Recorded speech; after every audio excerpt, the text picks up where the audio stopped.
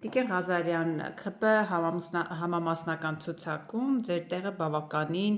հետ է, այսինքն մերժել են ձեզ ՔՊԱ-ականները։ Ինչու՞։ Դուք բավականին ակտիվ ելույթներ եք ունենում, շատ ակտիվ խոսում եք տարբեր թեմաներից, ինչպես ստացվեց, որ ձեզ մերժեցին։ Տեսեք, դուք նշել եք, որ մերժել են, բայց չեն մերժել։ 280-ից ավելին թեկնածուներ են եղել։ Ես այս պահին 200-րդն եմ, ճիշտ է, կարծում եմ, որ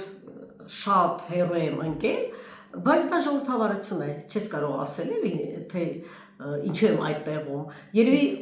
պետք է վերլուծեմ իմ սխալները, ավելի շատ աշխատել եմ քաղաքացիների հետ, քան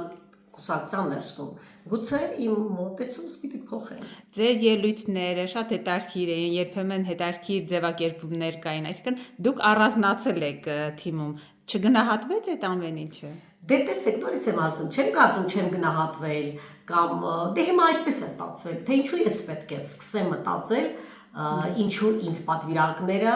չեն ընտրել, օրինակ ասենք թե առաջի 100-ի մեջ։ Չգիտեմ, պիտի մտածեմ։ Բայց չեմ մեղադրում որևէ մեկին։ Երեք պետք է ուղղակի վերլուծեմ, որն է պատճառը։ Եթե խորհրդարանում նորից չհայտնվեք, ինչ եք անելու։ Գիտեք, կարծում եմ կշարունակեմ աշխատել։ Դեռ չեմ մտածել, որտեղ ես բավականին ակտիվ մարդ եմ, չեմ կարող տանը նստել։ Հա մի բան կանեմ պետությանս համար։ Բայց կմնաք կուսակցությունում, Իհարկե, դա շարունակելու եք թիմի հետ աշխատել։ Իհարկե կաշխատեմ, ես 16 թիվն էր, երբ որ ես դարձել եմ կուսակցության անդամ։ Մենք այդ ժամանակ դեռ չէինք երազող որ կարող ագանք իշխանության, 2 տարի աշխատել ենք որպես ընդդիմադիր կուսակցություն, հետո եկել ենք իշխանության, ես միանգամից չեմ եկել 16-ին ճիշտ է։ 16-ին։ Այսինքն համարյա հիմնադիր անդամներից եք։ Համարյա երկրորդ համաժողովից եմ միասին։ Տեսեք, նշանակում է ինչ-որ բան պիտի փոխեմ ես ինքսին մեջ։ Պետք է համոզեմ, որ ես դեռ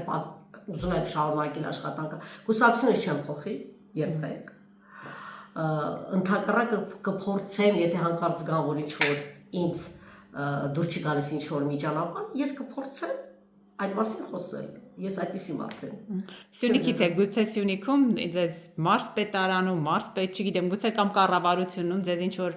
աշխատանք առաջարկեն, կընդունեք։ Կընդունեմ, ինչու ոչ։ Այն ինչ որ իմ պետությանս համար այդ պահին պետք լինի անել եմ։ Շարունակելով մնալ Փաշինյանի կողքին։ Այո։